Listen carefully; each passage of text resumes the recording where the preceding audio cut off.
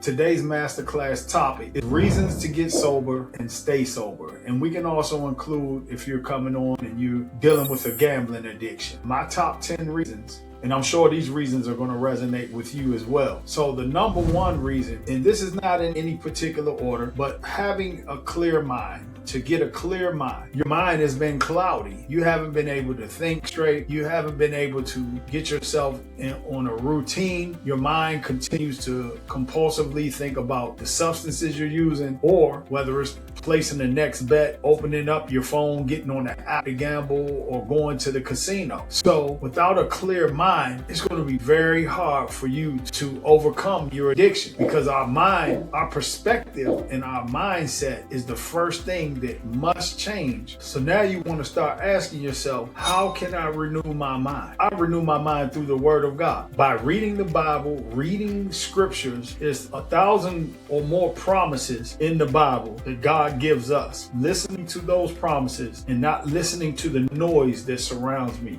The second thing is physical health. Because if you're here listening to this, it's likely that you had some health issues tied directly to your addiction. Without having good health, we're not able to do anything. It really strips the quality of life. A lot of times when people quit an addiction, they start working out heavy. They start walking a lot. They start finding some source of physical fitness, because working on your body will also carry on into helping you with your mental, your emotional. It's a reliever of stress. When you look good, you feel good about yourself. The third thing is spiritual awareness. You know, I hear this a lot that people say, I'm spiritual. So what do you believe in? For example, I believe in Jesus Christ. I believe that God healed me. Once I was able to put time and effort, energy, consistently seeking God through prayer, through meditation, through reading the Word of God, through fellowshipping with others that share the same faith as me, things started to change in my life. There was a peace. That hope was starting to be restored. Understanding that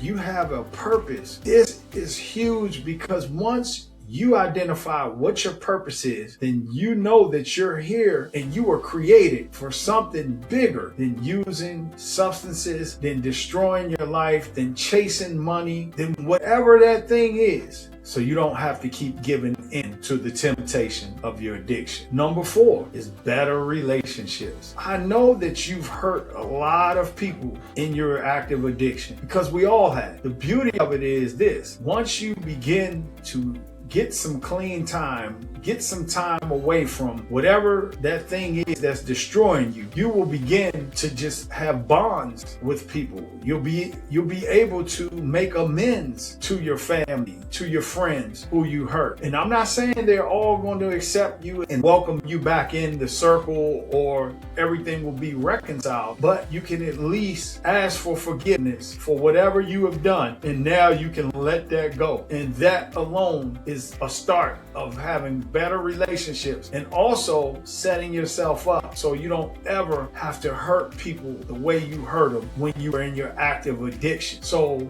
better relationships is just a side effect of us turning away from our addiction. The fifth thing is financial freedom. How many times have you used bill money? Have you used grocery money? Have you used money for your kids? Have you used money for you were going to save up? Money for something that you truly needed? How many times have you done that? Imagine if you just wrote down, or you do write down, all of the money that you spent on your addiction, on substances, on gambling, on cigarettes, and see how much money that you wasted away. Because that's really what it is. Because we spend all of that money, but it's a temporary high, and it doesn't do anything that's going to last or help us in life, period. For me, when I added it up in rehab, I was over $500,000, because I used and gambled for over 35 years. And that's just what I could remember. I'm sure it was way more than that. And also, when we're using, we also make other bad financial decisions. So it's just like a domino effect. At least open a money market account, something that pays, that yields an interest back for the money that you invest. Retirement accounts, 401ks, if you're working and they're offering that. Real estate, we begin to look at these things in a different light, and we really really can start planning for the future. Number 6, being present. How many times have you been somewhere in your active addiction where your body is there, but your mind and everything else about you is somewhere else? Matter of fact, you can't even wait to leave there. People are asking you questions. They're talking about important things, whether it's family events that you're at, and you don't care one bit about what anyone's talking, and you don't hear anything they're saying because your mind, you're not present. It was a song they said that your body's here with me, but your mind is on the other side of town. And that's so true. So the beauty of it is being present. Once we turn away from our addiction, we're able to be present in the moment. That's why it's called present, because it's a gift. It's a gift to be in the here and now. Remember, the past is history. The future is a mystery. The present is a gift. So when we're able to stay in the moment, we're able to have gratitude. We're able to embrace all the good things. We're able to start living a life that we can build on right now and just start making the right decisions. That's why you always hear one day at a time. That's being in the present. Number 7 is pursuing your dreams, your goals, and finding your purpose. Remember when you were a child and you thought about, or even a teenager, where you thought about what you wanted to do in life. And what happened was this addiction has stripped away all of our dreams, all of our goals. And now you're nothing but a shell of yourself. You're not living out any of those things because you lost yourself in this active addiction. So now you're going to be able to get back to know who you are. You're going to be able to tap back into those things without chasing a high, chasing a rush, chasing the dopamine hit. Now your purpose, your dreams, your goals, that will become your dopamine hit. That will become your purpose in life. This is a huge reason why we get sober and we stay sober. Number 8 is peace. If you're anything like me, I know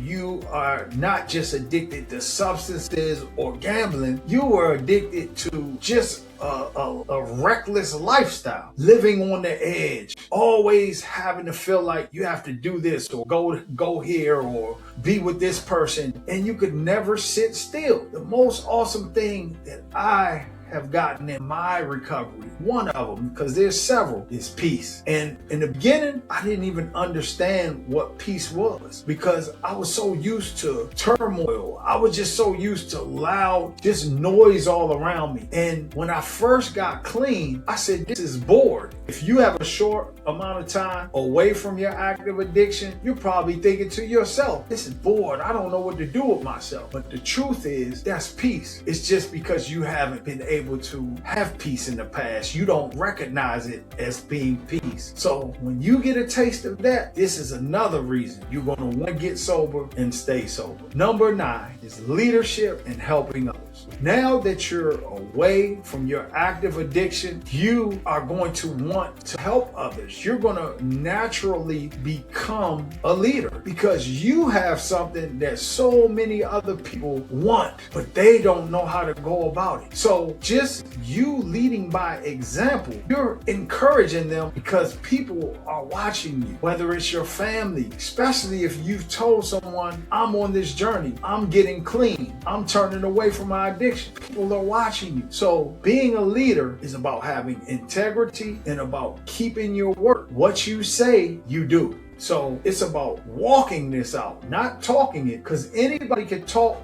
a good game. Anybody can talk about what they're going to do, but let your walking do the talking. That's what being a leader is about. And if you want to go to the next level, which a lot of people do, if you notice, a lot of people that get clean, the first thing they do is reach a helping hand back out to help others. Why? Because in turn, it helps them in their journey to stay clean. And not only that, it's just in human nature to want to lift someone else up after we see that we made it through it. For me, it was God. So I give God all the glory. And I understand that God puts resources, puts people in our lives to help us on this journey. That's why a lot of people that are clean and have stayed clean, they're part of a support group, they're part of an organization, they're going to meetings, they're serving at meetings, whether it's setting up chairs or making the coffee, whatever it is, because they understand that, and it's a saying that they say in the fellowship, the 12-step fellowships. It says, in order to keep it, got to give it away. And I find that to be true. When you go through your process and you're getting clean and you're turning away from your addiction or you're overcoming your addiction, you're going to be able to know that you didn't do it alone. It was someone that helped you and poured into you. It's just one of the best feelings I have. Almost 5 years clean from alcohol and drugs,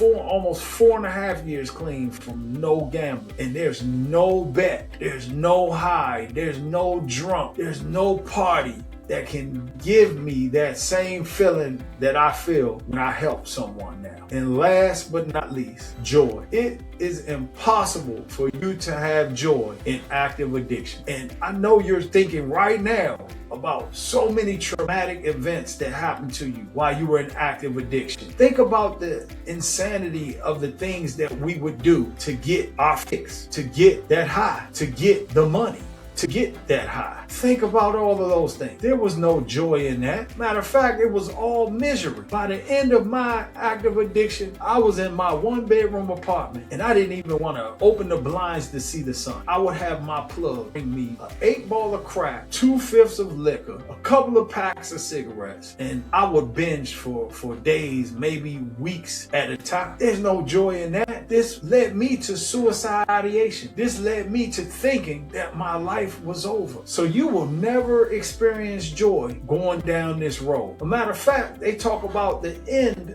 of our addiction is either jails, institutions, or death. I look around at those that I was using with, and we're just talking about less than 5 years ago. And some of them are in terrible physical health. Some of them have passed away. Some of them are in jail because of their substance abuse. And one of them ended up killing someone because they were high off some strong stuff and ended up taking someone's life. So these are the things that are going to happen if we continue in our active addiction. There is no light at the end of the tunnel. And don't you want joy back in your life? Remember being a kid and just playing and having no worries in the world and just enjoying life? That's what it feels like now. And I'm not going to say it feels like that every day, because that will be a lie. Because challenges still shows up, life still shows up. There's still things that are happening that I don't like, and there's still character defects inside of me, selfishness, impatience, things like this that come up when those things happen the way I don't want them to happen. But the thing is, I'm not running from it anymore. You don't have to run from it anymore, because once we develop a routine, once we lay our foundation, I definitely recommend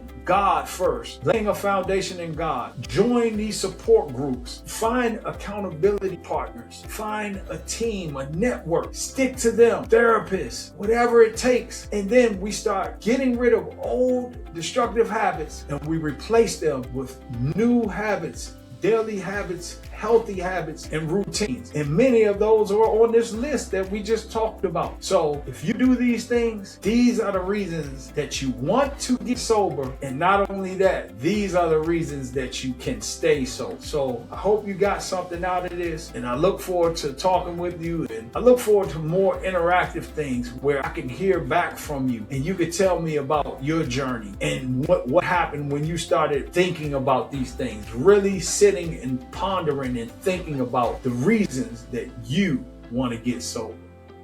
I'll talk with you soon. God bless.